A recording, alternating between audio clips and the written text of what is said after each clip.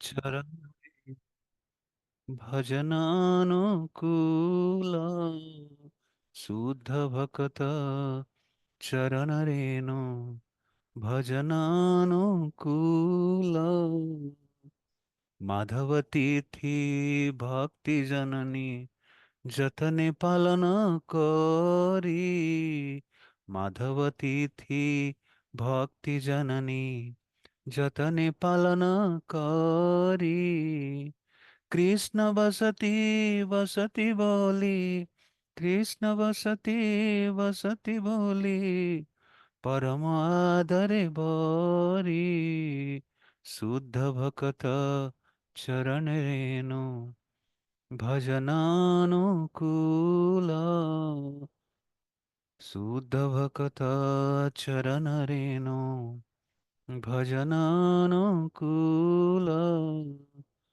गौर আমার যে সব স্থানে করল ভ্রমণ রঙ্গে গৌর আমার যে সব স্থানে করল ভ্রমণ রঙ্গে সেসব স্থান হেরিব আমি প্রণয় ভকত সঙ্গে সেসব স্থান হেরিব আমি প্রণয় ভকত সঙ্গে শুদ্ধ ভকত চরণ রেণু ভজনানুকূল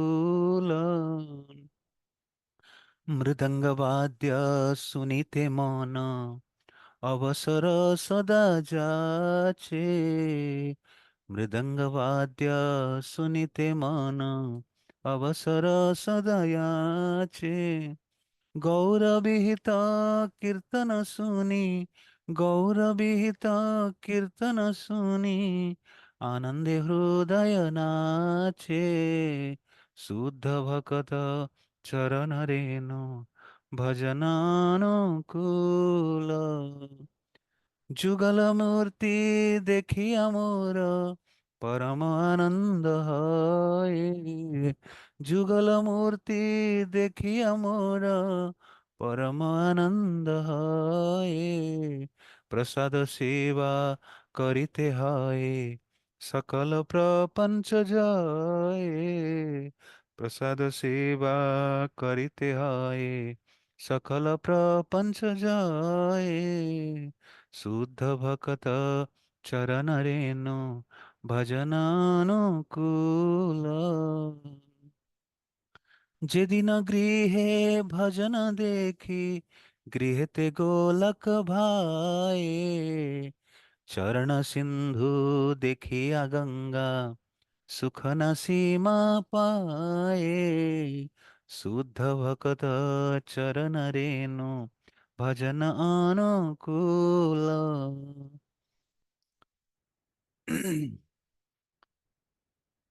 तुलसी देखी जुड़ाय प्राण माधव तो सनि जानी गौर प्रिय साक सेवने जीवन सार्थक मानी शुद्ध भक्त चरण रेणु भजन अनुकूल भक्ति विनोद कृष्ण भजने अनुकूल पाए जा प्रति दिवसे परम सुखे स्वीकार करे शुद्ध भक्त चरण रेणु भजन अनुकूल भक्त सेवा परम सिद्धि प्रेमलती कारमूल जय वैष्णव ठाकुर वैष्णव ठाकुर वैष्णव ठाकुर जय वैष्णव ठाकुर जय जय प्रभुपाद प्रभुपाद प्रभुपाद जय शिल प्रभुपाद जय विष्णुपाद परमहंस परिव्राजकाचार्य अष्टोत्तर शतम अभय चरणारविंद भक्ति वेदांत स्वामी शिल प्रभुपाद की जय इस्कॉन विविधि संस्थापकाचार्य शिल प्रभुपाद की जय जय विष्णुपाद परमहंस परिव्राजकाचार्य अष्टोत्तर श्री डिवाइन ग्रेस शिल भक्ति सिद्धांत सरस्वती गोस्वामी महाराज शिल प्रभुपाद की जय गुरु शिष्य परंपरा की जय नामाचार्य हरिदास ठाकुर की जय प्रेम से कहिए श्री कृष्ण चैतन्य प्रभु नित्यानंद श्री अद्वैत गदाधर शिवासदि गौर भक्त वृंद की जय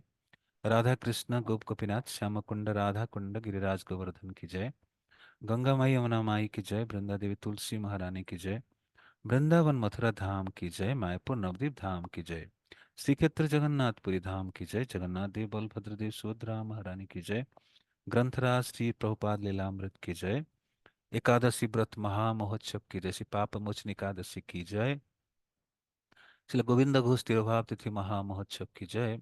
अनंत कोटि वैष्णव भक्त वृंद की जय। समवेत गौर भक्त वृंद की जय। निताय निताय गौर प्रेमानंदी हरि हरि बोल। All glories to assembled devotees Hare Krishna. All glories to the assembled devotees Hare Krishna. All glories to the assembled devotees Hare Krishna. All glories to Sri Guru and Gauranga. Om Namo Bhagavate Vasudevaya. Om Namo Bhagavate Vasudevaya. Om Namo Bhagavate Vasudevaya. नारायणं नमस्कृत्य नरं चैव नरोत्तमं देवीं सरस्वतीं व्यासं ततो जयमुदीरयेत्। नष्टप्रायेषु भद्रेषु नित्यं भागवत सेवया भगवति उत्तमश्लोके भक्तिर्भवति नैष्टिकीं। कृष्णाय वासुदेवाय देवकीनन्दनाय च नन्दगोपकुमाराय गोविन्दाय नमो नमः। ॐ अज्ञानतिमिरन्धस्य ज्ञानञ्जनशलाकया चक्षुरुन्मिलितं येन तस्मै श्रीगुरवे नमः। श्रीचैतन्यमनोभीष्टं स्थापितं येन भूतले स्वयं रूपकदा मह्यं ददाति स्वपदान्तिकं। वन्देऽहं श्रीगुरो श्रीयुतपदकमलं श्रीगुरून् वैष्णवांश्च श्रीरूपं साग्रजातं सहगणं रघुनाथानितं तं सजीवं साद्वैतं सावधूतं परिजनसहितं कृष्णचैतन्यदेवं श्रीराधाकृष्णपादान् सहगण ललिता श्रीविशाखान्वितंश्च। हे कृष्णकरुणा सिन्धु दीनबन्धु जगत्पते गोपेश गोपिकान्त राधाकान्त नमस्तुते। तप्तकाञ्चन गौरङ्गी राधे वृन्दावनेश्वरी वृषभानुसुते देवी प्रणमामि हरिप्रिये। वाञ्छाकल्पतरुभ्यश्च कृपा सिन्धुभैव च पतितानां पावनेभ्यो वैष्णवेभ्यो नमो नमः। जय श्री कृष्ण चैतन्य प्रभु नित्यानंद श्री अद्वैत गदाधर शिवासादि गौर भक्त वृंद। हरे कृष्ण कृष्ण कृष्ण हरे हरे हरे राम राम राम हरे हरे। मुखं करोति वाचालं पंगुं लङ्घयते गिरिं यत्कृपातमहं वन्दे श्रीगुरुदिनतारणं परमानन्दमाधवं श्रीचैतन्येश्वरम्। हरे कृष्ण। सभी भक्तों को हार्दिक स्वागत है शिल प्रभुपाद लीलामृत कक्षा में। तो हम शिल प्रभुपाद लीलामृत की प्रकरण 8 जिसका शीर्षक है नई दिल्ली बिरान में अकेली रौदन, इस शीर्षक पर चर्चा कर रहे हैं। और साथ साथ आज अ, श्री पापमोचन एकादशी व्रत भी है। और श्री चैतन्य महाप्रभु की एक मुख्य पार्षद महान पार्षद श्री गोविंद घोष ठाकुर जी की भी तिरोभाव तिथि है। तो जो हमने भजन गाया एकादशी भजन जो रचना किए हैं श्रील भक्ति विनोद ठाकुर, तो उन्होंने शरणागति के तहत इस एकादशी भजन को लिखे हैं।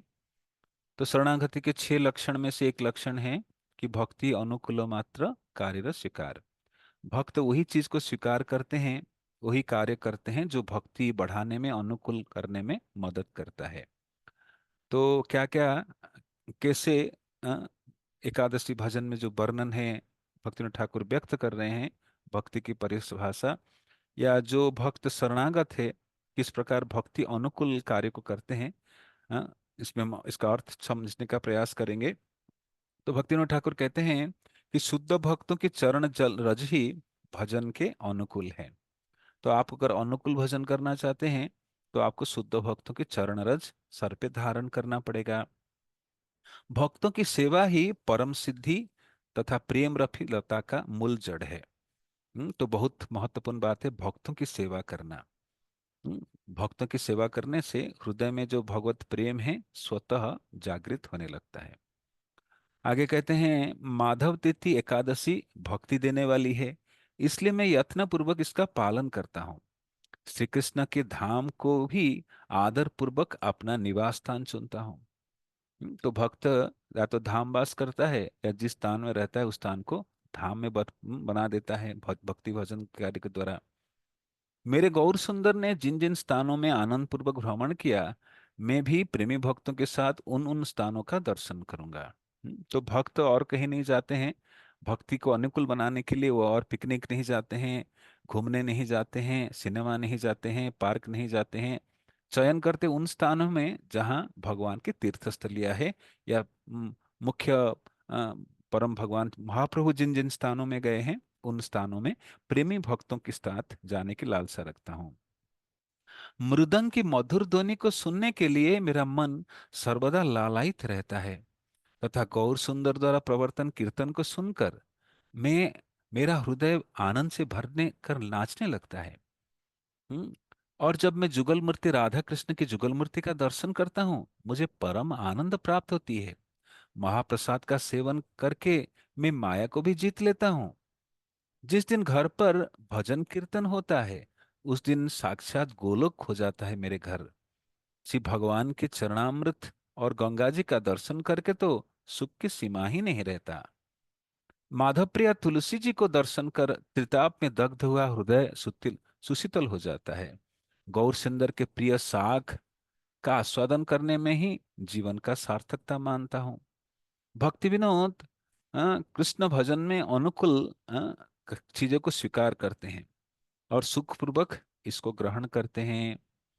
तो बहुत ही सुंदर उपदेश भक्तिविनोद ठाकुर दे रहे हैं इस भजन के माध्यम से, कि भक्त हर रोज हर पल कुछ ना कुछ अनुकूल चीज को स्वीकार करता है, प्राप्त करता है, खुशी पूर्वक उसको हृदय में धारण करके रखता है। तो बहुत ही सुंदर भजन है। श्रील भक्तिविनोद ठाकुर जो रचना की है, श्रील भक्तिविनोद ठाकुर की जय। तो इसमें भक्तिविनोद ठाकुर कहते हैं कि शुद्ध भक्तों की चरण रज ही भजन के अनुकूल है।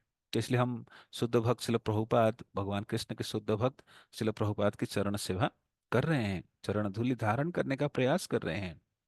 और जब भक्तों की सेवा करेंगे, ऐसे प्रभुपाद की सेवा करेंगे, प्रभुपाद की प्रति अनुराग, प्रभुपाद अनुग भक्तों की सेवा करेंगे, तो हमारे हृदय में जो प्रेम रूपी लता है, वो स्वतः भगवत प्रेम स्वतः जागृत होने लगेगा। तो प्रभुपाद प्रसंग को हम आगे बढ़ाते हैं। प्रभुपाद किस प्रकार दिल्ली की सड़क पर संघर्ष कर रहे हैं अपनी magazine back to Godhead magazine लेकर। तो प्रभुपाद कई स्थान पर जाते हैं बैक टू गॉडहेड मैगजीन का वितरण करने। तो कोई कोई लोग तो खुशी पूर्वक मैगजीन को स्वीकार कर लेते हैं, और कुछ धनाढ़ व्यक्ति क्या करते हैं ना, घर के छत पे बालकनी से बोल देते हैं, नहीं नहीं मत आओ मत आओ, मत जाओ, चले जाओ चले जाओ, तुम्हारी यहाँ जरूरत नहीं है, चिल्ला के बोलते हैं। तो प्रभुपाद को सहन करना पड़ता है। और प्रभुपाद लोगों की धारणा को लेकर अपने आर्टिकल के टाइटल बना लेते हैं। प्रभुपाद जब भी सड़क पर उतरे रहते हैं तो उनको कोई नुकसान नहीं है। उस लोगों की भावना, लोगों की दशा को देखते हुए वो अपनी अगली लेख की टॉपिक उनको मिल जाता है। जैसे प्रभुपाद कई लोगों से मिलते हैं पुस्तक वितरण के दौरान, लोग अलग अलग मंतव्य देते हैं, किताब नहीं पढ़ने के बहाना मारते हैं। तो क्या बहाना मारते हैं? तो प्रभुपाद के अगले जो मैगजीन के टॉपिक वही हो जाता है, शीर्षक वही हो जाता है। तो जैसे कई लोग के पास प्रभुपाद जाते थे, प्रभुपाद कभी कोई चाय दुकानों में जाते थे, बैठते हैं, कई लोग कस्टमर आते हैं, चाय पीने के दौरान प्रभुपाद अपनी मैगजीन दिखाते हैं। और अपनी जो विशेष उद्देश्य है मैगजीन को लिखने पीछे, पूरे विश्व के कल्याण के बारे में वो रचना किए हैं, लोगों को वर्णन करते हैं। और आप अगर किसी प्रकार से कुछ सहायता राशि देंगे तो इसको विशाल रूप से पूरे ब्रह्मांड विश्व में इसको प्रस्तुत करने का प्रभुपाद वचन देते हैं। और जो प्रमुख प्रभावशाली व्यक्तित्व हैं, धनाढ़ व्यक्ति है, समाज में प्रतिष्ठित व्यक्तित्व है, चाहे सरकारी नौकरी पर हो, उच्च पदवी पर हो, या जो बहुत बड़े व्यापारी वर्ग के हों, उनके पास मिलने जाते हैं और अपनी मिशन को प्रस्तुत करते हैं, मैगजीन देते हैं, उनसे आग्रह करते हैं आप जब यथासंभव सहायता करिए।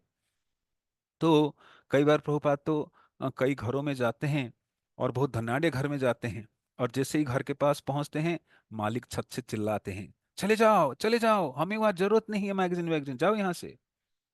तो प्रभुपाद सहन करते हैं। तो प्रभुपाद जो लोगों से सुनते थे उसको अपने आर्टिकल बना देते थे, आगे टॉपिक बना देते थे कि कृष्ण भावनामृत प्रसार में क्या अवरोध है।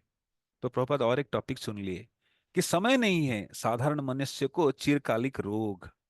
हम्म, तो सब व्यक्ति क्या कहते हैं आधुनिक समय में, हमारे पास टाइम क्या है, भक्ति के लिए टाइम क्या है, माला करते हो करने के लिए बोलते हो, हमें तो ऑफिस में टाइम निकल जाता है, परिवार को टाइम देते हैं, टाइम बचता नहीं, माला करने को टाइम कहाँ है। तो भक्त लोग बोलते हैं हमारे पास तो टाइम ही टाइम है। भगवान को टाइम देते तो भगवान अपना टाइम पूरा टाइम हमें दे देते हैं। हाँ, संसार लोग लेकिन बहाना करते, कोई कुछ करता नहीं होगा, कोई मोबाइल लेके पक बैठा है, कोई घूम रहा है, कोई कुछ कर रहा है, कुछ अच्छे कार्य के लिए बोलो ना, टाइम नहीं है।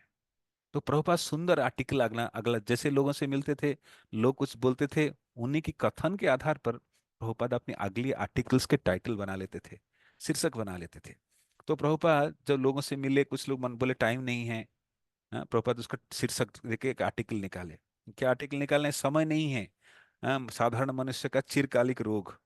हाँ, अनादिकाल से लोग बहाना मारते हैं भगवान से विमुख रहने का, भक्ति नहीं करने का बहाना मारते हैं। तो प्रभुपाद लिखते हैं, हाँ, उस जो अपने आर्टिकल में, कि लोग कहते हैं समय नहीं है। हाँ, अगर हम back to Godhead magazine लेकर जाते हैं, लोग तक पहुंचते हैं कि आप लीजिए, आज को पढ़िए, इसमें बहुत महत्वपूर्ण बात लिखी है, आपके कल्याण के बारे में लिखी है, आप दुखम स्थिति में हैं, आप संकट में हैं, आपके सभी प्रकार के समस्या समस्या के बारे में समाधान इसमें लिखा हुआ है। तो बोलेंगे समय नहीं है हमारे पास। समय नहीं है।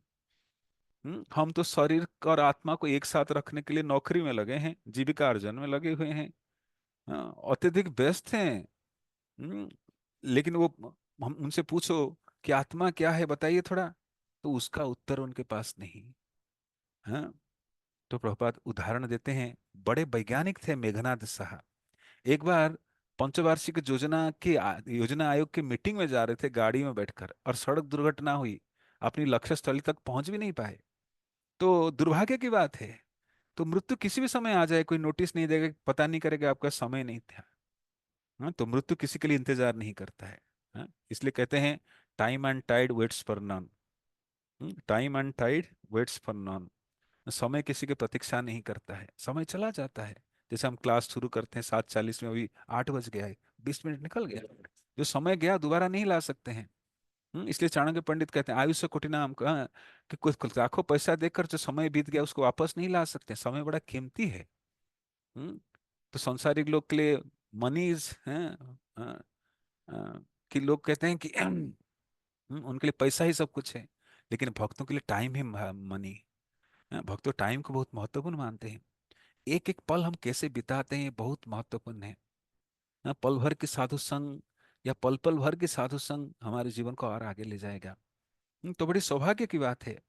हाँ, तो मेघनाथ शाह सड़क दुर्घटना में चल बस, इतने बड़े वैज्ञानिक है, इतने व्यस्त हैं, हाँ, समय नहीं है, बड़ी मीटिंग, ये मीटिंग वो मीटिंग, लेकिन क्या मृत्यु की तैयारी की कर पाए, मृत्यु के समय जो करना चाहिए था। मृत्यु किसी की प्रतीक्षा नहीं करता है।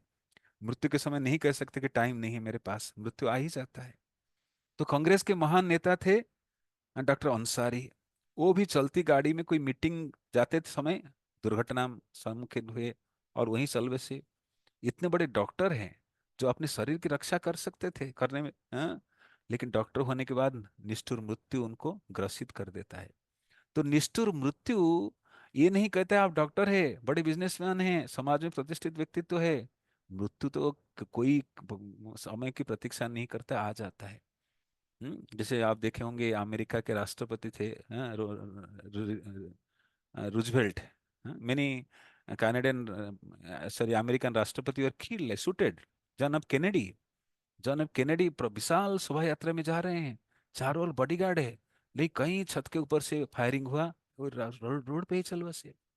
You don't know next time what will happen, we are on the moving every moment. तो ये नहीं कह सकते कि समय मेरे पास नहीं है, मैं डॉक्टर हूँ। मृत्यु इतना निष्ठुर है कि वो प्रतीक्षा नहीं करता है, कर सकता है। इसीलिए भागवतम में मृत्यु को अपराजय कहा गया है। The death is unconquerable, but who can conquer the death? The devotee can conquer death. Devotee has taken shelter of the supreme lord, भगवान के चरण कमल के आश्रय लिए हैं, इसलिए मृत्यु पे विजय प्राप्त कर लेते हैं। हम्म, मृत्यु भी उन पे असर नहीं कर पाता है। ओ मृत्यु मांग अमृतम गमय, हम वैदिक सिद्धांत कहते हैं, तमसो मांग ज्योतिर्गमय। हम्म और मृत्यु मांग अमृतम गमय। तो जैसे ध्रुव महाराज हाँ, भगवान के लोग जा रहे थे वैकुंठ प्लैनेट में, वैकुंठ विमान में बैठकर। हाँ, और मृत्यु आई, मृत्यु के ऊपर वो चरण रखकर, कदम रखकर, उनके step upon the death and enter into Vaikuntha planet, Dhruvaloka में गए जैसे। तो इस प्रकार मृत्यु, साधारण संसार के व्यक्ति के लिए मृत्यु कैसे आता है, कोई प्रतीक्षा नहीं करता, कभी भी आ जाएगा। परवाह नहीं करता कौन व्यक्ति है, धनी है गरीब है, ये नहीं परिभाषा दिखता है। मृत्यु किसी भी समय आ सकता है। हम्म, तो मृत्यु ही हाँ, अंतिम सत्य है। Final death, final truth is death, और final exam is also death. अंतिम परीक्षा भी मृत्यु है, और अंतिम सत्य भी मृत्यु है। तो मृत्यु के समय जो प्रस्तुत प्रस्तुत है वही वास्तविक इस संभव संसार से जा सकता है, और वही व्यक्ति सफल होता है जीवन भर जो प्रयास किया हुआ है। जैसे परीक्षित महाराज, मृत्यु आएगा लेकिन वो परवाह नहीं करते हैं, मृत्यु पे विजय प्राप्त कर लेते हैं। तो भक्त लोग मृत्यु पे विजय प्राप्त कर लेते हैं, मृत्यु उनको स्पर्श नहीं कर पाता है, क्योंकि भगवान के चरण कमल को आश्रय लिए हैं। काल भी भयभीत होता है ऐसे भक्तों को स्पर्श करने के लिए, यमदूत भी भयभीत होते हैं ऐसे भक्त को यमफास में बांध कर लाने के लिए। ये जीवन मनुष्य के दीर्घतम प्रवास का एक बिंदु मात्र है। तो मनुष्य जीवन की आयु जैसे कलयुग में कितना है, लगभग 100 साल है। तो एक पल कैसा एक बिंदु के समान है। तो मनुष्य व्यस्त रहता है, और विवेकशील मनुष्य को एक बिंदु में ही व्यस्त नहीं हो जाना चाहिए। यह कोई नहीं कहता है कि शरीर का पालन पोषण ना किया जाए, लेकिन भगवत गीता में हर एक को इसका ज्ञान होना चाहिए कि शरीर के ऊपर ही परिधान है, और आत्मा वास्तविक पुरुष है। तो सांसारिक लोग शरीर के पीछे भागे रहते, आत्मज्ञान नहीं है। लेकिन शरीर कैसा है, एक कपड़े के समान परिधान जैसे पहनते हैं। हैं? शरीर चमड़ा है, जैसे शरीर के ऊपर वस्त्र आवरण लगाते हैं, तो शरीर ऐसा है। लेकिन आत्मा ही असली पुरुष है, शरीर के अंदर आत्मा ही असली व्यक्ति है। जैसे कोई व्यक्ति की मृत्यु हो जाता है, तो परिवार वालों रोते हैं। अरे किसके लिए रो रहे हो, वो शरीर तो वहीं पड़ा है, किसके लिए रो रहे हो? नहीं, उसके अंदर कोई कोई चिन्मय वस्तु था जो निकल कर चला गया, उसके लिए रो रहे हैं। लेकिन आप इसको जीवन भर देख भी नहीं पाए, अनुभव भी नहीं कर पा रहे। आप उस शरीर को ही सब कुछ समझते थे। हाँ। इसलिए यदि वास्तविक पुरुष की चिंता किए बिना केवल परिधान को ही चिंता की जाए, तो यह केवल मूर्खता है और समय की बर्बादी है। तो संसार में हर लोग शरीर के पीछे भागे रहते हैं, कोई आत्मा के बारे में चिंता नहीं करते हैं। लेकिन बुद्धिमान मनुष्य शरीर आत्मा को एक साथ लेकर चलते हैं, आत्मा के कार्य ज्यादा करते हैं।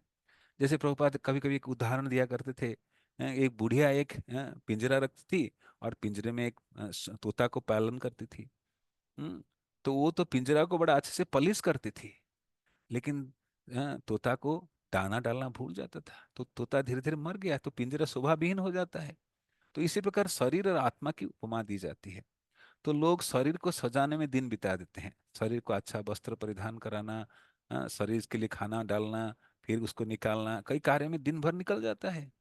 इसलिए भक्तिवंत ठाकुर अपने भजन में कहते हैं, दिन जाए मिछे काजे, कि दिन व्यर्थ चला जाता है झुटमुट के कार्य में, और रात्रि निद्रा निद्रा वसे, रात्रि बीत जाता है सो सो कर।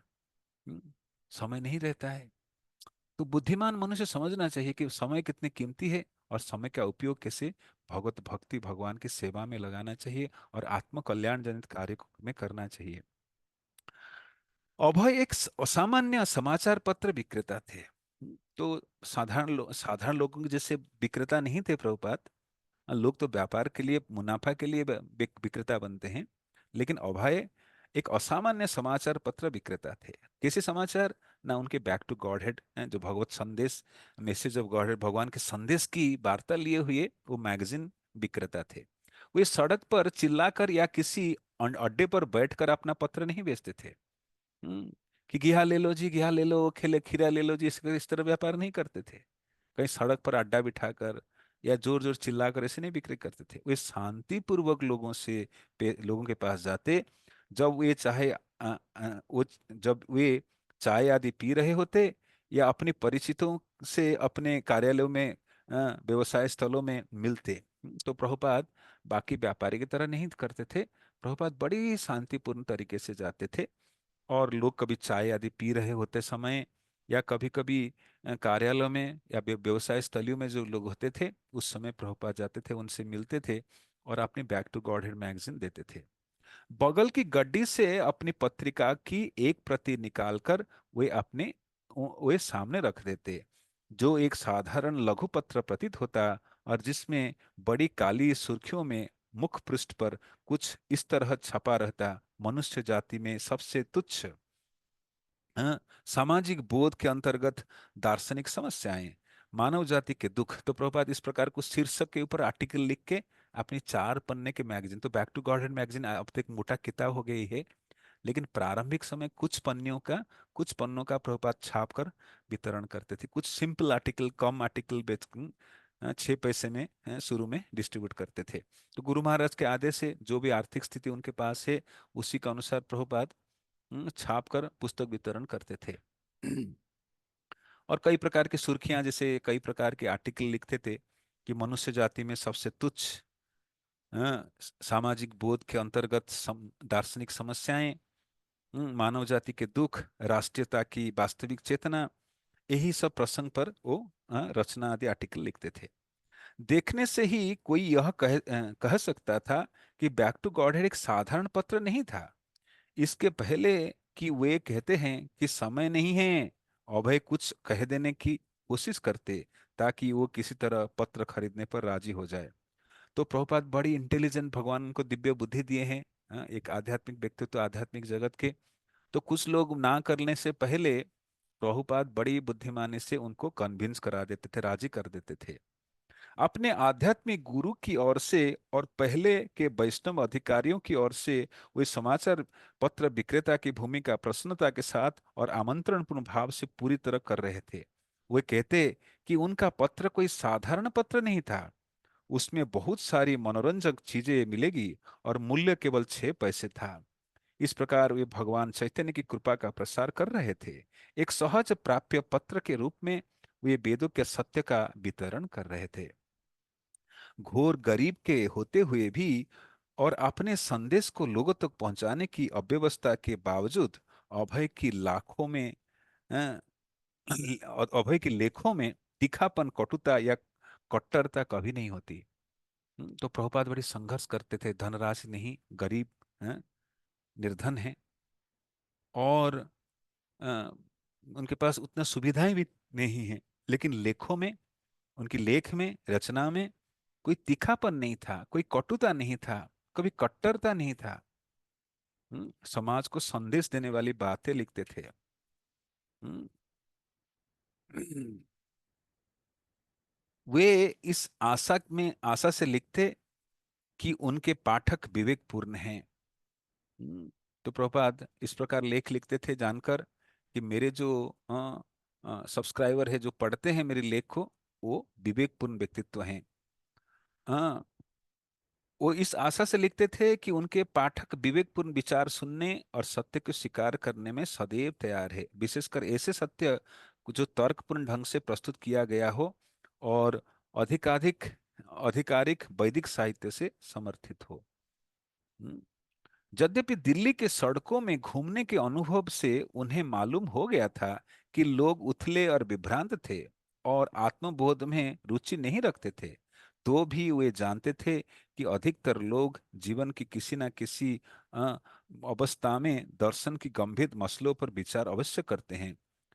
तो लोग बड़ी मुश्किलात में हैं, समस्या में हैं, जटिलता में हैं, विभ्रांत कर स्थिति में हैं, उथले पुथले उथल स्थिति में हैं। लेकिन फिर भी लोगों के कभी कभी विचारों में इस प्रकार की आध्यात्मिक बातें आती है। लोग कभी ना कभी चर्चा कर बैठते थे। क्या चर्चा करते थे? कि क्या भगवान की अस्तित्व है इस जगत में? क्या वो कोई व्यक्ति है? दुख क्यों आता है? इस प्रकार के प्रश्न लोग करते हैं। और इस ग्रंथों में प्रभुपाद जो अपने दिव्य साहित्य प्रस्तुत कर रहे हैं, अपनी मैगजीन प्रस्तुत कर रहे हैं, ये सारे प्रश्न के उत्तर लिखकर वितरण कर रहे हैं।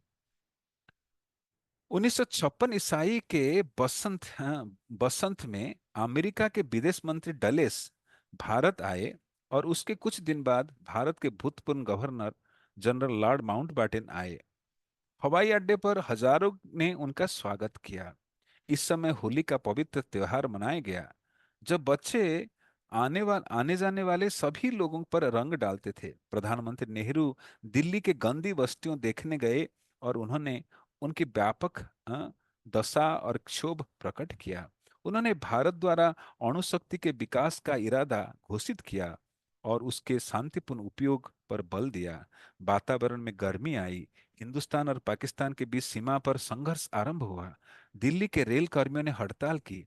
इसी बीच अभय का प्रचार जारी रहा। तो संसार की कोई परिस्थिति अभय के इस महान कार्य में रुकावट नहीं डाल सकता है।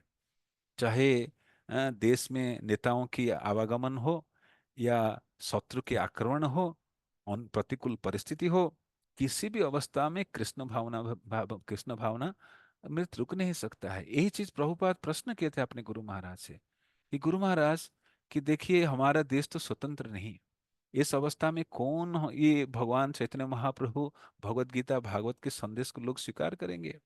तो भक्ति सिद्धांत महाराज बोले, संसार की कैसे भी परिस्थिति हो, ये भक्ति किसी की प्रतीक्षा नहीं कर सकता। तो हम ये नहीं कह सकते अभी भक्ति नहीं करूंगा, अभी दिक्कत है, नहीं नहीं, भक्ति तुरंत आवश्यक वस्तु है जीव का। हाँ। किसी तरह उन्होंने आर्थिक कठिनाइयों को पार किया, संपादक लेख लिखे, मुद्रण पूरा कराया और बैक टू गॉडहेड का वर्ष 1956 ईस्वी का छठा अंक 20 मई को प्रकाशित हुआ। मुख्य पृष्ठ पर एक विशेष सूचना छपी थी। तो प्रभुपाद किसी प्रकार से संघर्ष के बीच में भी उन्होंने अपने मैगजीन को छापते थे। भले बहुत आर्थिक स्थिति अच्छा नहीं था, लेकिन धीरे धीरे स्थिति सुधर रहा है वितरण के माध्यम से। कृपया बैक टू गॉडहेड पढ़ें और अपने व्यक्तित्व की गहरे आयामों को पुनर्जीवित करें। तो प्रभुपाद आर्टिकल में एक सिद्धांत के पर विशेष सूचना करके मुख्य पृष्ठ पर लिखते हैं कि मेरे इस मैगजीन को पढ़ी है और गहरे आयाम में पुनर्जीवित करें। इसमें ऐसा कुछ नहीं है जो हमारे अपुन इंद्रिय बोध के आधार पर घड़ी विचारधारा हो, वरन इसमें जो कुछ है वह हमारे मुख्य मुक्त मुनियों के संदेश से भरा है। तो प्रभुपाद सुंदर तरीके से इस प्रकार की वार्ता रखते हैं कि ये जो संदेश कोई साधारण नहीं, ये महान मुनि ऋषि, महान व्यक्तित्व और स्वयं भगवान के संदेश है। हम केवल उनकी सहायता कर रहे हैं और वे सभी स्त्री पुरुषों को वास्तविक जीवन का अर्थ सरल भाषा में फिर से समझा सकें। इसलिए हर जिम्मेदार पुरुष और स्त्री को इसे नियमित रूप से पढ़ना चाहिए। इसके लागत नगण्य है। प्रतिवर्ष 2 रुपये 4 आने या प्रति माह 3 आने। इसकी उपेक्षा न करे। यह आपके लाभ के लिए है। यह मानवता की सुखी समाज का निर्माण करेगा। तो प्रभुपाद कभी कभी जो उनके सब्सक्राइबर हुआ करते थे, जिनको प्रतियां देते थे, अपने मैगजीन की कॉपियां देते थे, उनके लिए कुछ संदेश भी उस मैगजीन पे छोड़ जाते थे। पृष्ठभूमि पर, मुख्य पृष्ठ पर कुछ छापा छोड़ जाते थे कि ये कोई साधारण रचना नहीं, ये आपके जीवन की समस्या का संबोधन करता है। हाँ, और वास्तविक आपके जीवन की नई दिशा प्रदान करेगा, नई राह दिखाएगा, मार्ग दिखाएगा। इसलिए आप अवश्य पढ़िए। और इसकी लागत अति नगण्य है। प्रतिवर्ष 2 रुपये 4 आने। प्रतिवर्ष मतलब 12 प्रतियां, 12 महीने में 12 कॉपी है, तो 12 प्रतियां के दाम कितना है? 2 रुपये 4 आने। और प्रति मास 3 आने। इसलिए इसको उपेक्षा ना करें। इस प्रकार निवेदन पत्र भी जारी करते हैं। भगवत गीता की शिक्षाओं का प्रसारण किया कैसे किया जाए, लेख में उन्होंने समाज में आध्यात्मिक संगठनों की आवश्यकता के विषय में चर्चा की।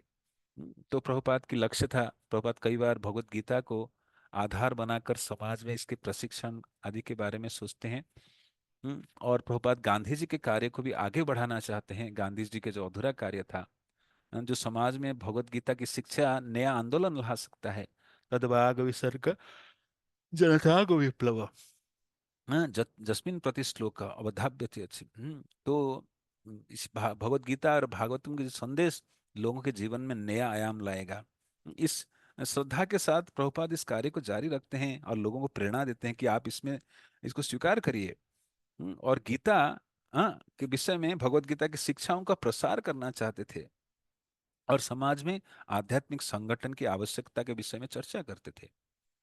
उनका कहना था कि एक आदर्श संप्रदाय, जिसे उन्होंने गीता नगरी, ऐसे गांव जहां गीता की ज्ञान किया जाए, का नाम दिया। भगवत गीता के अनुसार जीवन यापन करेगा और उसके संदेश का प्रचार संसार भर में करेगा। तो प्रभुपाद एक कहते हैं गीता नागरी नामक एक अनुष्ठान नाम दिया। तो जो गीता के आधार पर लोग दिनचर्या जीवन निर्वाह करेंगे।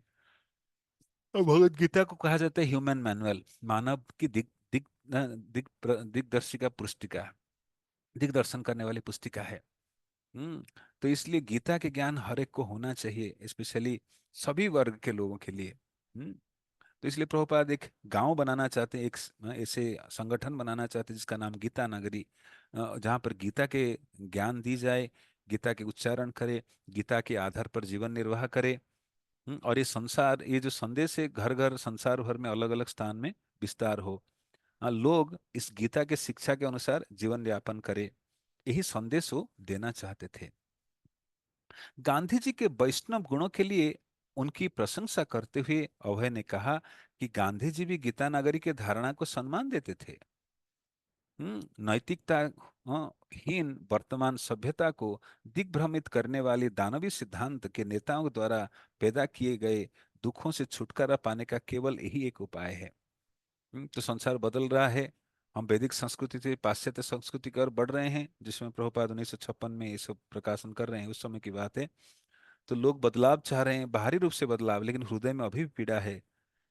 केवल ये जो दानवी सिद्धांत की ओर बढ़ रहे हैं, आसुरिक सिद्धांत की ओर बढ़ रहे हैं, आधुनिकता की ओर बढ़ रहे हैं, जिससे दुखी है हृदय में, उसको छुटकारा पाने का एकमात्र उपाय है गीता के संदेश को अपने जीवन में अपनाइए।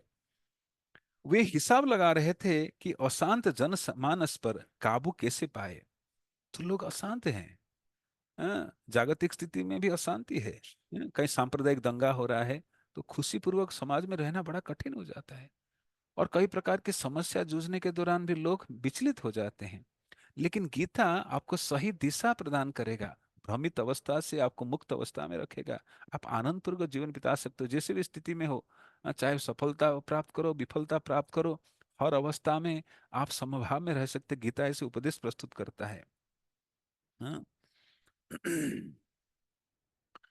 वो- वे हिसाब लगा रहे थे कि अशांत जनमानस पर काबू कैसे पाया जाए। तो वैष्णव दूसरों के दुख के बारे में चिंता करता है निरंतर। वैष्णव पर दुखे दुखी, कि लोग किस प्रकार दुखद स्थिति से गुजर रहे हैं, अशांत अवस्था में हैं, उनको कैसे काबू कर लिया जाए। वे कृष्ण की शिक्षाओं को सरल स्पष्ट ढंग से प्रस्तुत करना और उनका विस्तार से वितरण करना चाहते थे। तो भगवान कृष्ण के जो संदेश है, शिक्षाएं हैं, उसको सरल रूप से प्रस्तुत करना, स्पष्ट ढंग से प्रस्तुत करना और उसका विस्तार से वितरण करना, यही लक्ष्य रखकर अभय कार्य कर रहे थे। उन्हें लगता था कि अधिकाधिक धर्मशास्त्र से चुनकर रखे गए अच्छे तर्क विवेकशील, निष्पक्ष और शिक्षित लोगों को पसंद आएगी, भले ही वे कहीं कि उनकी रुचि उनमें नहीं हो। तो लोग वास्तविक, भले ही आधुनिक समय में लोगों की रुचि कई और जगह बिखरा पड़ा है। कोई मोबाइल में, कोई सिनेमा में, कोई अलग अलग सांसारिक कार्य में लगे हुए हैं, लेकिन गीता कहीं ना कहीं लोगों को स्पर्श करेगा, प्रभुपाद ये धारणा रखते हैं। हम्म, तो कि ना केवल भारतवर्ष में, पूरे विश्व में लोगों को स्पर्श किया। चाहे रसिया हो, अमेरिका हो, चाइना भी हो, उत्तर अमेरिका, और पूरे न्यूजीलैंड, ऑस्ट्रेलिया, अफ्रीका, सभी राष्ट्रों के हृदय को स्पर्श किया। जो जेन्युइन व्यक्ति है इसको स्वीकार करते हैं। हम्म, तो भले ही आधुनिकता के कारण, व्यस्तता के कारण लोग रुचि नहीं है, लेकिन ये इतने दिव्य अमृतमय संदेश से लोगों को स्पर्श करेगा। तो कहीं ना कहीं लोगों को बिठाकर कुछ भी सुनाते हैं ना, वास्तविक हृदय को स्पर्श करता है, उनकी पीड़ा का उपशम करता है। हम्म। वे जानते थे कि अपने गांभीर्य और अंतिम निष्कर्ष का त्याग किए बिना लोगों में रुचि उत्पन्न होना आवश्यक है। तो कैसे भी स्थिति में हो, उनके अंदर ये जो भगवान के संदेश कुछ ना कुछ बदलाव तो लाएगा। लोग धर्म का ताक कर रखे किसी ऐसे शास्त्र ग्रंथ के स्तर पर नीचे घसीटते रहे हैं, जिसे उन्होंने न तो कभी पढ़ा है, न वो न समझते हैं, और जिसमें उनका विश्वास है। तो लोग धार्मिक ग्रंथों को, जैसे लोगों के घर में भगवत गीता महाभारत आदि होता था, वो कलह वाली ग्रंथ है, इसको घर में नहीं रखना चाहिए, रखे तो बांध कर रख दो, ऊपर रख दो, हाँ, तो लोग इस प्रकार सोचते थे। लेकिन इसके अंदर इतने दिव्य अमृत है, दिव्य संदेश है, जो परिवर्तन ला सकता है। तो जो पढ़ते हैं, अध्ययन करते हैं, वही जानते हैं इसके अंदर क्या है। अभय उस धर्म को लोगों के पास समाचार पत्र के रूप में पहुंच रहे थे, और उतना ही अच्छा था जितना कि शास्त्र ग्रंथ उनके पत्र में वो नहीं था। जिसकी आशा वे किसी समाचार पत्र से कर सकते थे, किंतु संभवतः उसे पढ़ सकते थे। भगवान के पवित्र नाम के कीर्तन की प्रक्रिया, अ, जिसका प्रचार बैक टू गॉडहेड में किया जाता है, उन लोगों को अच्छा नहीं लगेगी जो सांसारिक भोग विलास की खोज में रहते थे और राष्ट्रीय समाचारों में नारी पुरुष के चित्रण अभद्र ढंग से करते हैं। लेकिन यह कीर्तन प्रक्रिया दिव्य शाश्वत जीवन के आनंद की अनुभूति के एक साधन है। तो प्रभुपाद कह रहे हैं, those who are materially absorbed, they could not appreciate this great thing of this the direction of the scriptures. तो जो वास्तविक ये संसार की धारणा में डूबे हुए हैं, स्त्री पुरुष के भोग विलास में लगे हुए हैं, अभद्र चित्रण ढंग को देख रहे हैं, उसमें लगे हुए हैं, वो इस भगवत गीता रूपी अमृत संदेश का वास्तविक अर्थ नहीं समझ पाए, अनुभूति नहीं कर पाएंगे।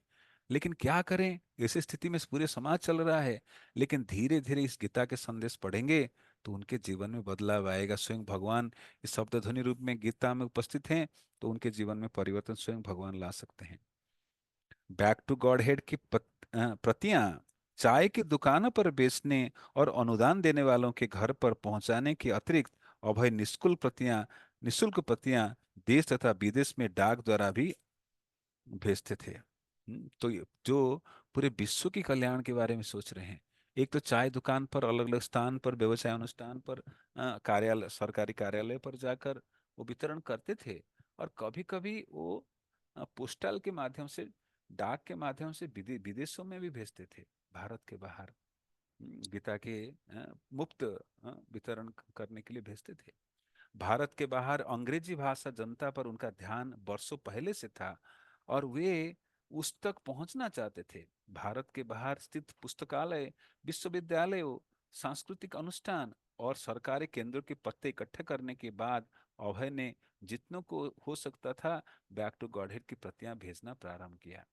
तो केवल ना भारत तक सीमित नहीं था, अंग्रेजी भाषा में प्रकाशित करके, कहीं से पता संग्रह करके, एड्रेस संग्रह करके, तो डाक के माध्यम से विदेशों में भी इस मैगजीन की वितरण करना प्रभुपाद जारी कर दिए थे। पाश्चात्य पाठकों के लिए उन्होंने एक पत्र तैयार किया और उसमें इंगित किया कि उन्हें तो भारतवासियों से भी अधिक ग्रहणशील होना चाहिए। हम्म, तो प्रभुपाद इस प्रकार पत्र लिखकर अपने बैक टू गॉड मैगजीन को पाश्चात्य लोगों के लिए, विदेश लोगों के लिए भेजते थे।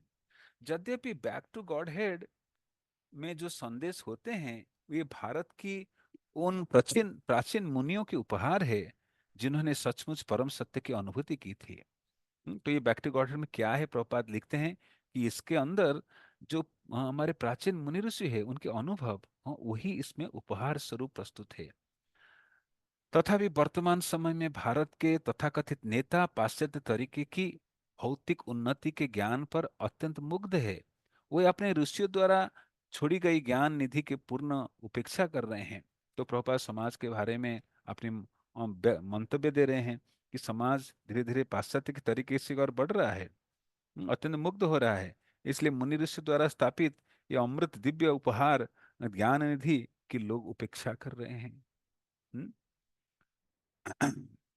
पाश्चात्य देशों के आप सज्जन वृंद भौतिक विज्ञान में बहुत उन्नति कर चुके हैं, लेकिन शांति पर आपका अधिकार नहीं हो सकता है।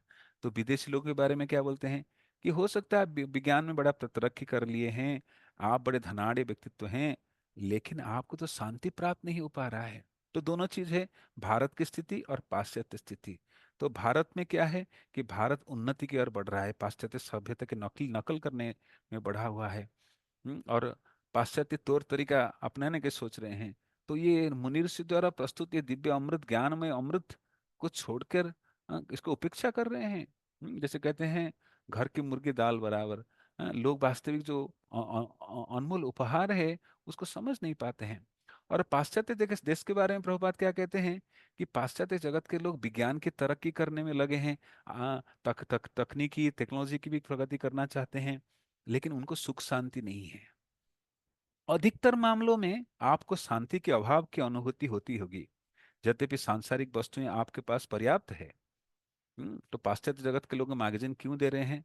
कि आपके पास पर्याप्त धन है, you are well established, but still peace is not your property, you don't have peace in your life.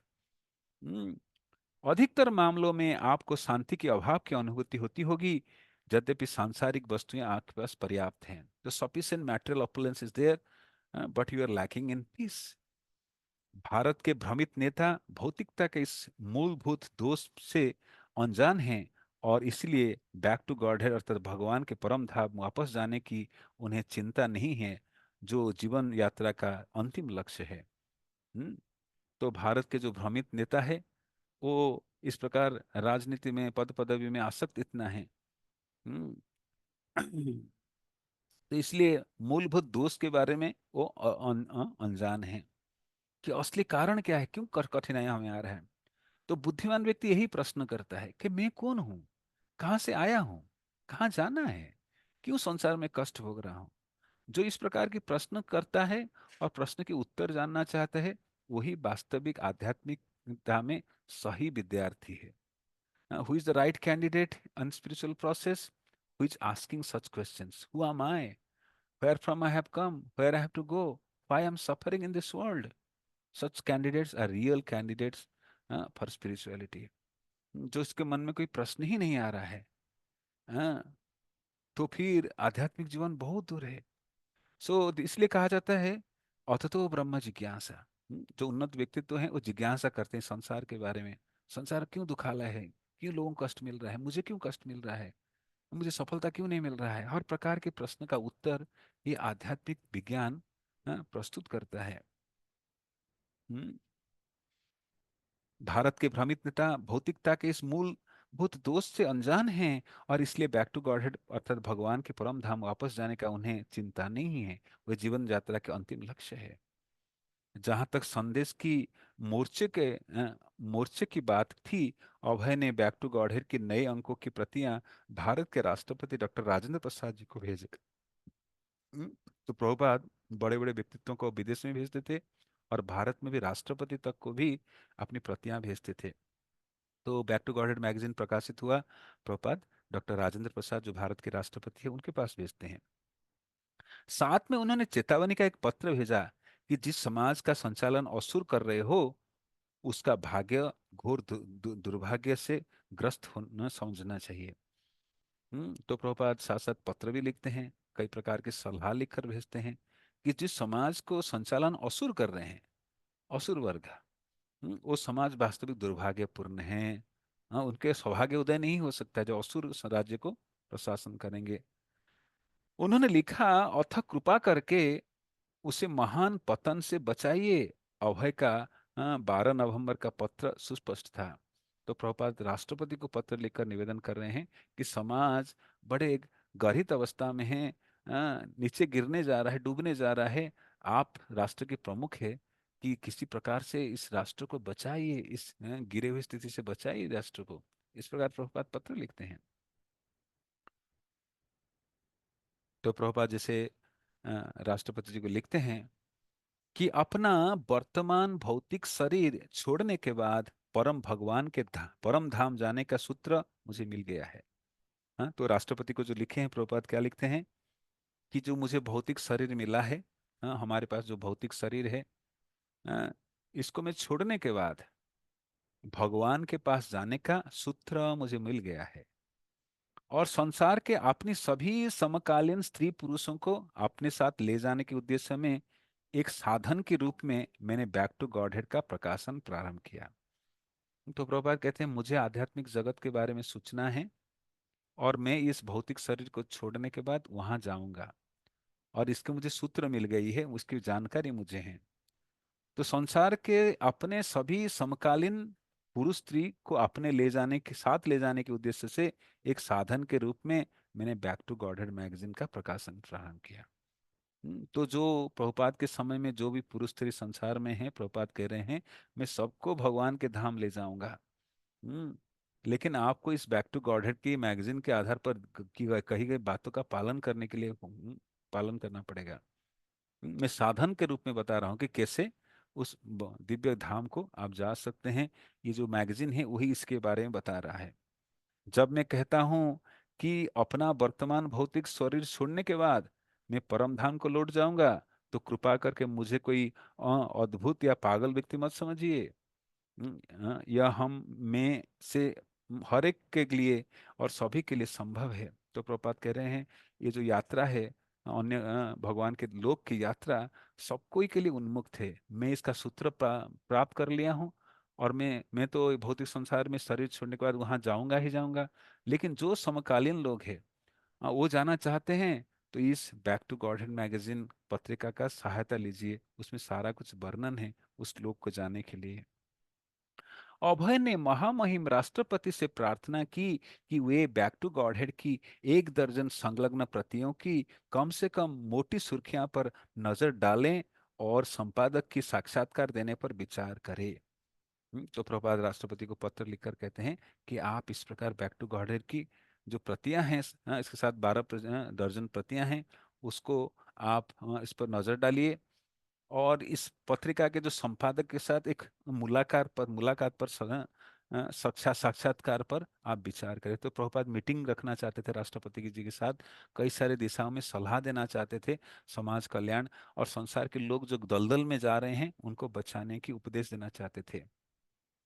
Bharat के आध्यात्मिक विरासत के नाम पर असीम कार्य करना था, और ऐसे कार्य के लिए आध्यात्मिक मामलों के एक विशेष मंत्रालय की आवश्यकता थी। तो प्रभुपाद सलाह देते हैं राष्ट्रपति जी को कि भारत को तो आध्यात्मिक विरासत के नाम पर असीम कार्य करना है, आध्यात्मिक प्रगति के लिए बहुत कुछ करना है। हाँ, तो इसके लिए क्या चाहिए? एक विशेष मंत्रालय। जैसे अर्थ मंत्रालय है, गृह मंत्रालय है, रक्षा मंत्रालय है। तो इसी प्रकार प्रभुपाद प्रस्ताव दिए कि आध्यात्मिक मामलों का एक विशेष मंत्रालय होना चाहिए, जो आध्यात्मिक विषय प्रसंग को आगे बढ़ाने के कार्य में निरंतर लगे रहे, वो मंत्रालय। अभय ने लिखा, वर्तमान समय में मैं बीरान में अकेला चिल्ला रहा हूँ, लेकिन महामहिम को और से कोई उत्तर नहीं आया। तो Prabhupada many time addressed the president of India, the prime minister of India, but he won't got any reply. तो इसलिए प्रभुपाद कह रहे हैं मैं अकेले में रोदन कर रहा हूँ, बीरान होकर। बैक टू गॉडहेड में अभय नास्तिकता के विरुद्ध प्रचार कर रहे थे। हाँ, तो संसार में बहुत से लोग नास्तिक हैं जो भगवान के अस्तित्व का आस्था विश्वास नहीं कर पाते हैं। तो उनके विरुद्ध वो संदेश के माध्यम से उनको उनके अज्ञानता को काटने के लिए उन्होंने रचना कर रहे थे। उनकी रचना के पीछे यही उद्देश्य था कि कैसे नास्तिक लोगों को कृष्ण भावनामृत बनाया जाए। होप एगेंस्ट होप, आशा के विरुद्ध आशा, ये आर्टिकल लिखते थे। लेख में उन्होंने स्वीकार किया कि बैक टू गॉडहेड की प्रतियां बेचते समय जिन लोगों से उनकी भेंट होती थी, उनमें से 80% लोग नास्तिक होते थे। तो बहुत से लोग भगवान में आस्था नहीं रखते, मैगजीन क्यों मैं पढूं, क्या फायदा है, भगवान वगैरह नहीं है। तो कई प्रकार के लोगों में इस प्रकार की दुविधा है। तो प्रभुपाद उनका इस प्रकार की अज्ञानता से उनको निकालना चाहते थे। कभी कभी हमें आधुनिक रुचि के सज्जन मिल जाते थे, और हम बैक टू गॉडहेड की उनकी रुचि जगाने की कोशिश करते हैं। तो बहुत से लोग आधुनिक जीवन की रुचि रखते हैं, आधुनिकता, modern science, modern technology, modern cinema, modern society, उसमें रुचि रखते थे। हम्म, तो प्रभुपाद क्या करते थे? उनके पास जाते थे, इस आध्यात्मिक प्रसंग के लिए, बैक टू गॉडहेड मैगजीन के लिए रुचि उत्पन्न करने का भरपूर प्रयास करते थे। हम्म, वे स्पष्ट शब्दों में उत्तर देते थे कि न केवल उनकी रुचि ईश्वर विषयक मामलों में नहीं है, वरन वे इस बात की भी निंदा करते थे कि हम लोग भगवान के परम धाम वापस ले जाने की कोशिश की जाए। हम्म, तो प्रभुपाद नास्तिक बात का भी खंडन करते थे, और लोगों के अंदर श्रद्धा उत्पन्न करने के लिए, और साथ साथ ये प्रेरणा देते थे कि आप ये मनुष्य जीवन में भगवान के धाम जा सकते हैं, सुअवसर मिला है, इसको खोइए मत। किसी ना किसी प्रकार से प्रभुपाद उनको कन्विंस करते थे, उनकी नास्तिक बात को हटाकर। उनके कथन अनुसार भारतीय जनता की आर्थिक अवस्था में जो ह्रास हुआ है, वह भगवान में उसके बहुत अधिक विश्वास के कारण ही है, और जितने जल्दी वह भगवान के विषय में सब कुछ भूल जाते जाए, उतना ही अच्छा होगा। उनके कथानुसार भारतीय जनता की आर्थिक व्यवस्था में जो ह्रास हुआ है, वह भगवान में उसके बहुत अधिक विश्वास के कारण ही है। हम्म,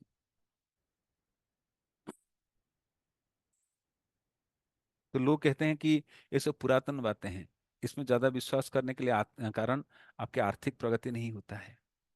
हाँ, और जितने जल्दी ये सब भूल जाए उतना अच्छा होगा। तो कुछ लोग इस प्रकार के विचार रखते थे, कि आध्यात्मिक चीजों में फंसकर आप प्रगति नहीं कर पा रहे हैं, आप पिछड़े वर्ग में रह गए, आपकी उन्नति नहीं हुआ। कुछ लोग ऐसे भी मानते थे। इसे अच्छा हुआ, उसे भूल जाए, ये सब कार्यों में मत लगिए। लेकिन भगवान के विषय में अनजाने ऐसे आधुनिक भले मनुष्यों के लिए इस भौतिकता व नास्तिकवादी उत्कर्ष से हम सहमत नहीं हो सकते हैं। तो प्रभुपाद कहते हैं मेरे पास सफिशिएंट प्रमाण है। हाँ, प्रभुपाद उस लोक से आए हैं और सब जानते हैं, सत्य को देखें करीब से। तो इसलिए लोगों की कथन पर, जनसामान्य की कथन पर वो विचलित प्रभावित नहीं होते थे। अभय का कहना था कि यद्यपि स्वतंत्र भारत अपने नागरिकों को नास्तिक भौतिकवादी शिक्षा दे रहा था, तथापि उसके आर्थिक दशा में सुधार नहीं हो पा रहा था। तो भारत अमेरिका का नकल कर रहा है, इंग्लैंड का नकल कर रहा है, राष्ट्रों की नकल कर रहा है, उसी के अनुसार शिक्षा प्रणाली बना रहे हैं, भौतिकवादी शिक्षा दे रहे हैं, फिर भी आर्थिक सुधार नहीं हो रहा है। देश में आर्थिक अनाटन बनी हुई है, आर्थिक दुरावस्था बनी हुई है। बहुत से भारतीयों की न्यूनतम आवश्यकता की भी पूर्ति नहीं हो सक रही थी। उन्होंने उदाहरणार्थ अ, उन्होंने उदाहरण दिया कि अकेले दिल्ली में 1,20,000 लोग बेरोजगार थे। तो प्रभात कहते हैं कि ये किस तरह का प्रगति है, किस प्रकार के आधुनिकीकरण है, जो लोगों 1,20,000 लोग क्या है, बेरोजगार है, नौकरी नहीं है। तो क्या समाधान हो रहा है आध्यात्मिकता से पीछे हटने के कारण? हम्म? सरकार के कुछ उच्च पदाधिकारी और भाग्यशाली व्यवसायी अपने को खुशहाल अनुभव कर सकते हैं, लेकिन उनके 10% भाई ऐसे हैं जिन्होंने रोटी के लाले पड़े हैं। अ, इसलिए देश का आर्थिक दशा निश्चय ही संतोषजनक नहीं है। तो लोग बड़े बड़े पदवी पर, हर सरकारी पदवी पर हैं, व्यवसाय पर है, अ, खुशहाल अनुभव कर सकते हैं, लेकिन कोई खुश नहीं है, कुछ ना कुछ समस्या से जूझे हुए हैं। तो ये संतोषजनक स्थिति नहीं है, इसलिए प्रभुपाद बड़े चिंतित थे। हम्म, उन्होंने संयुक्त राज्य के भूतपूर्व राष्ट्रपति हैरी एस ट्रूमैन की उदाहरण दिया। तो प्रभुपाद एग्जाम्पल दिए किसका? ट्रूमैन, अमेरिका के राष्ट्रपति, जिनका कहना था कि राष्ट्रीय स्वतंत्रता का अर्थ यह है कि नागरिकों का जीवन सुखमय हो। हम्म, तो what is real independence? A nation called independent. कोई राष्ट्र अगर वास्तविक स्वतंत्र है, इसका क्या परिभाषा, कैसे परिभाषा को देखे? कि सब नागरिक सुखद स्थिति में है। तो राष्ट्र अगर सचमुच स्वतंत्र है, तो सभी नागरिक सुखद पूर्वक रह रहे हैं। ये परिभाषा ट्रूमैन कहते हैं, अमेरिका के भूतपूर्व राष्ट्रपति। अभय ने पूछा कि यदि यह बात है, तो भारत की स्वतंत्रता कहाँ है? उनका अर्थ था, उनका तर्क था कि खुशहाली और संपन्नता की सभी प्रयत्न अवैध हैं, जब तक कि परम भगवान को अ, अधिकाधिक स्वीकार न किया जाए। तो कितना भी आप उन्नत कर लीजिए, भगवान को स्वीकार नहीं करने से आप कभी सुख खुशहाल नहीं रह पाएंगे। निरीश्वरवादी सभ्यता से शांति कभी नहीं पैदा हो सकती। As long as you'll be a theist, the peace cannot be attained. Peace cannot be your property. And the people who are bereft of God, those who step back from God, stay away from God, भगवत विमुख जितना होते हैं, वो कभी सुखद स्थिति को प्राप्त नहीं कर सकते हैं। प्रभुपाद की यही परिभाषा था। तो द ट्रू मैन के एग्जाम्पल लेकर प्रभुपाद समझाते हैं कि अमेरिका के भूतपूर्व राष्ट्रपति कहते हैं कि वास्तविक प्रजा अगर स्वतंत्र, राष्ट्र स्वतंत्र तभी कहेंगे जब प्रजा लोग सुखद पूर्वक रह रहे हैं, मिलजुल कर रह रहे हैं, कोई दुख नहीं, कोई गम नहीं, कोई समस्या नहीं, आनंद पूर्वक रह रहे हैं। ये वास्तविक सही स्वतंत्र राष्ट्र की परिभाषा है।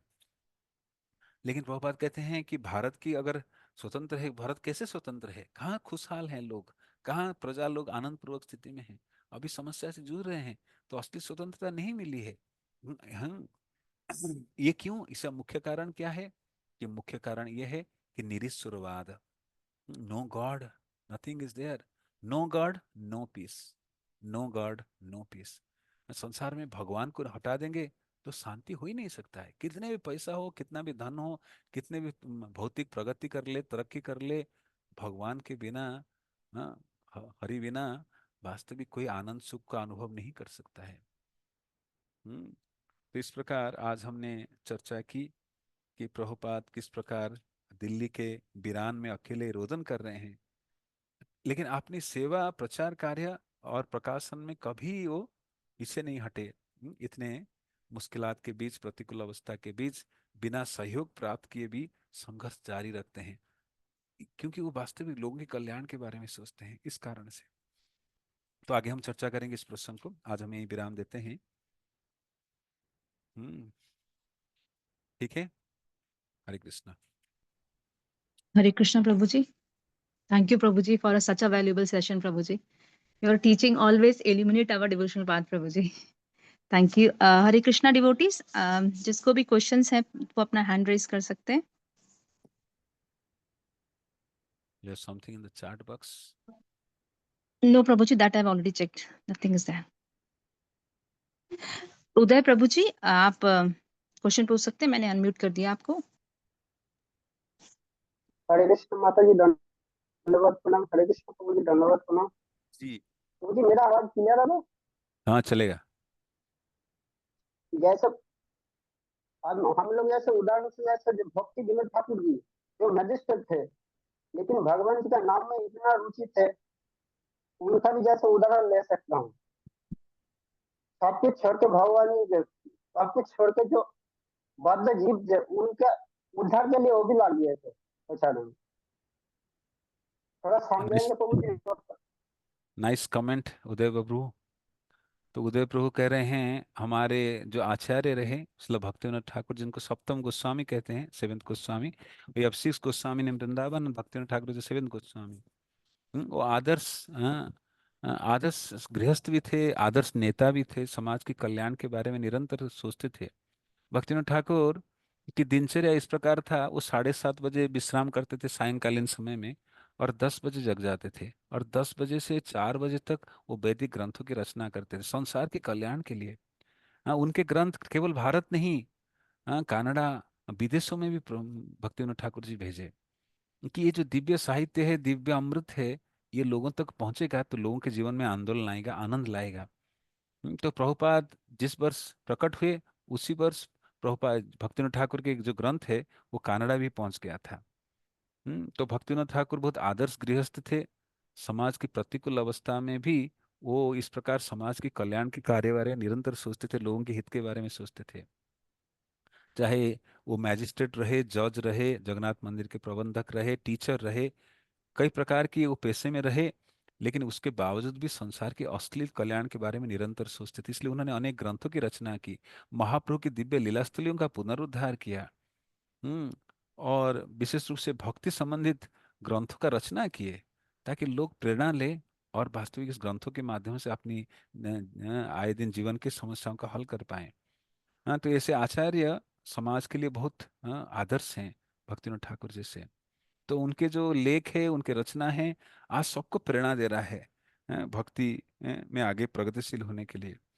तो प्रभुपाद स्पेशली कहते हैं जो आचार्यों की रचना है, भक्तिनाथ ठाकुर, नरोत्तम दास ठाकुर, लोचन दास ठाकुर, ये वैदिक सिद्धांत के सार रूप में अपने भजन में उपदेश प्रस्तुत करते हैं।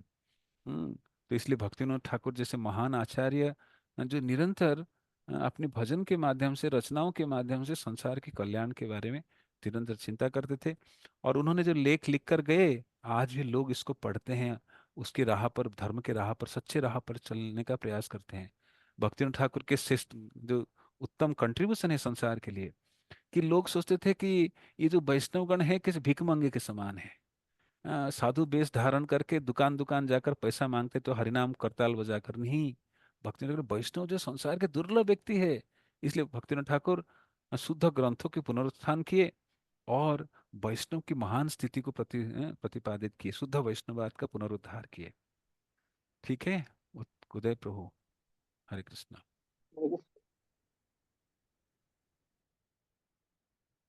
नेक्स्ट। हरे उत्तम कृष्णा। उत्तम कुमार प्रभु जी, आपको मैंने अनम्यूट कर दिया, आप क्वेश्चन पूछ सकते हैं। हरे कृष्णा प्रभु जी, दंडवत प्रणाम। दंडवत प्रणाम। प्रभु जी, पढ़ा रहा आपका आज का लेक्चर में एक लाइन था, उसके साथ तमसो माँ ज्योतिर्गमय, उसके आगे का और एक लाइन था प्रभु जी, उसको थोड़ा रिपीट अम कर दीजिए। अमृत्यंगमांग मृत्युंगमांग अमृतंगमय। मुझे मृत्यु से अमृत, अमरत्व के, ले लीजिए। मृत्यु मांग अमृतंगमय, तमसोंग मांग ज्योतिगमय, मृत्यु मांग मृत्यु अमृतंगमय। अमृतम गण है। हम्म। थैंक यू प्रभु जी, हरे कृष्णा। दंडवत। धन्यवाद।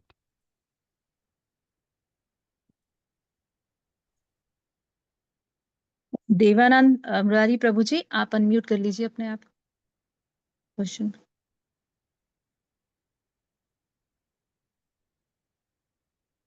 जिनका हो गया हाथ खड़ा हटा लीजिए।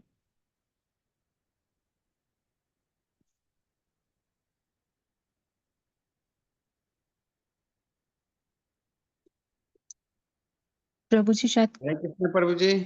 हरे कृष्णा। प्रणाम प्रभु जी। दंड प्रणाम यश प्रभु जी। प्रणाम प्रभु जी। प्रभु जी, मैं ये कह रहा था, जो आशा के विरुद्ध आशा प्रभुपाद जी ने कैसे कहा, उन्होंने जरा ये हाँ क्लियर नहीं हुआ। हाँ, लोग ना आशाहीन हो जाते हैं, आशा खो देते हैं कि कोई जीवन में आशा नहीं। लोग सुसाइड क्यों करते हैं? आशा विहीन है गए कि जीने का क्या है हाँ, मतलब, कोई आशा ही नहीं रहता है। लेकिन प्रभुपाद आशा के अंदर आशा जागृत करते हैं। हाँ, तो इस प्रकार के आर्टिकल प्रभुपाद लिखते हैं कि लोग नास्तिकवाद के कारण कोई सफलता नहीं मिल रहा है। नरीश्वरवाद भगवत विहीन लोग जो है निराशा में जूझ जाते हैं, और उनके अंदर आशा की किरण जागृत करते हैं प्रभुपाद अपनी रचना के माध्यम से। Hope against hope. ठीक है। ठीक है प्रभु जी। हाँ, लोग हरे निराश, कृष्ण प्रभु जी। संसार के लोग निराश हो जाते हैं, सफलता नहीं मिलती है, विफलता होती है, तो उनके चेतना हाँ, डामाडोल हो जाता है, विचलित हो जाते हैं, डिस्टर्ब हो जाते हैं, आत्महत्या करते हैं। लेकिन ऐसे समय भी आध्यात्मिक ज्ञान उनको राह दिखाते हैं, आशा की विरुद्ध आशा। ठीक है। ओके। ठीक है। हरे कृष्ण। हरे कृष्ण। और किसी कुछ है? नहीं प्रभु जी, एक क्वेश्चन मैं पूछ सकती हूँ, कल की क्लास से था, बिकॉज टाइम हो गया था, अब तो मैंने पूछा नहीं कल। जी जी जी। जैसे प्रभु जी, जैसे आपने बोला ना कि devotional service with love and affection करना चाहिए, मतलब प्रेममयी सेवा। प्रभुपाद ने कहा है कि भक्ति प्रेममयी सेवा है। प्रभु जी, लेकिन ये हर बार तो हम मुझसे तो प्रेममयी सेवा नहीं हो पाती, स्पेशली जब चैंटिंग करते हैं, स्टार्ट होता है प्रेममयी सेवा से, बट उस पूरा तक तो नहीं हो पाता। और जैसे हम कई बार तो ऐसा रहता है कि वो बस मैकेनिकल चल रहा है, तो हर वक्त प्रेममयी सेवा तो मुश्किल है, पर एटलीस्ट कभी तो हो जाए वो प्रेममयी सेवा। तो उसके लिए क्या करना चाहिए? तो इसलिए हम श्रवण कीर्तन कर रहे हैं। हम्म, जैसे श्रवण कीर्तन कर रहे हैं, श्रवण कीर्तन आधार बनता है चेतना को निर्माण करने के लिए, भावना को निर्माण करने के लिए। हम प्रतिदिन हरिनाम की महिमा, टेम्पल वगैरह में आजकल हरिनाम की महिमा चर्चा हो रहा है, आगे नहीं होता था। तो ये आधार बनाता है, किसी भावना के साथ हम हरिनाम सेवा करें। हम संसार में भूले भटके जीव हैं, इतने पढ़ने पर सुनने पर भी, ये जो लास्ट हम अपराध कहते हैं, हरिनाम की महिमा सुनने पर भी इतना, भौतिक आसक्ति बनाए रखना। हम्म, तो ये हमारी दशा है, और किसी के बारे में नहीं कहा जा रहा है जो, ये हमारे बारे में ही बोला जा रहा है। तो इसलिए हमें असहाय अवस्था में, इसलिए आचार्यगण एक प्रकार की भावना नहीं देते हैं, कई प्रकार के मूड देते हैं, किसके लिए कौन बैठ जाएगा। एक चीज देंगे तो लोग बोर हो जाएंगे। इसलिए भक्ति के जो निर्देश है कई प्रकार के आर्टिस्टिकली प्रस्तुत की जाती है, कि किस समय कैसे मूड होगा, सभी प्रकार के मूड के लिए शास्त्र में निर्देश है, उपदेश है। तो इसलिए हम सुन रहे हैं, हरिनाम की महिमा सुन रहे हैं, और उसी मूड के साथ हम सेवा करने का प्रयास। पहले हमारे जीवन में संघर्ष भी है, नींद आ जाती हो, बद्ध अवस्था में आना स्वाभाविक है, लेकिन फिर गुरु वैष्णव के आश्रय लेते हैं, उपदेशों पे मनन करते हैं, चिंतन करते हैं, फिर सेवा के लिए प्रेरणा लेकर चलते हैं। तो भगवान ये नहीं देखते हैं कि मेरी भक्त मेरी जप के दौरान सो जाता है, इनअटेंटिव है, but Lord is very much attentive. हो सकता है जीवात्मा सेवा करने के दौरान वो अटेंटिव नहीं है, लेकिन भगवान बहुत अटेंटिव है। अरे ऐसे अवस्था में मेरी सेवा कर रहा है। एक बार पात्री प्रभु कह रहे थे कि भगवान जो ऊपर से देखते हैं, ये कोई जीव मेरा ध्यान कर रहा है, अरे तू क्या मेरा ध्यान करेगा। भगवान हंसते हैं, मुस्कुरा देते हैं। लॉर्ड सी लॉर्ड, भगवान परिहास करते हैं, but still lord accept our mood actually, because you are trying to please Prabhupada.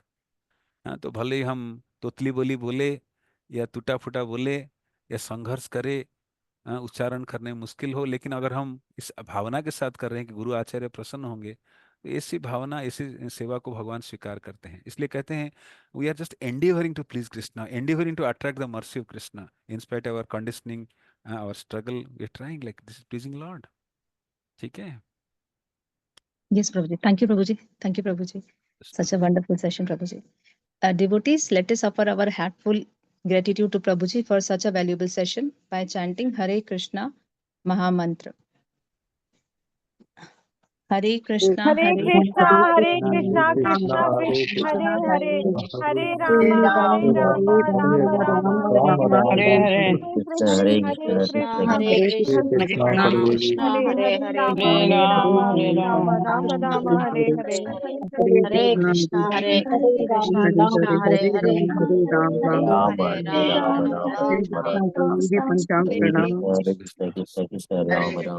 हरे कृष्ण प्रभु जी, दंडवत प्रणाम। चलो Hare Rama. चलो प्रभुपाद।